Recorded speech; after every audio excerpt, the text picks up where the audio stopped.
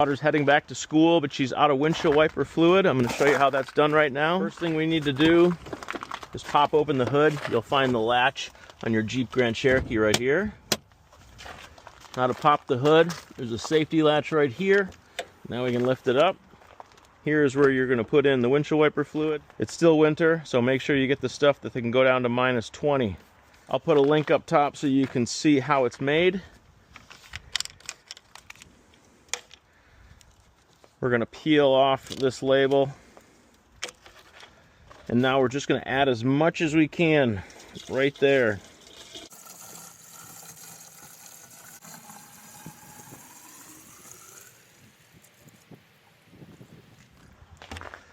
That's it. Close the cap. Close it, and then firmly push down. You're all done. Thanks for watching. Check out the description for more information and hit that subscribe button if you'd like to see more videos.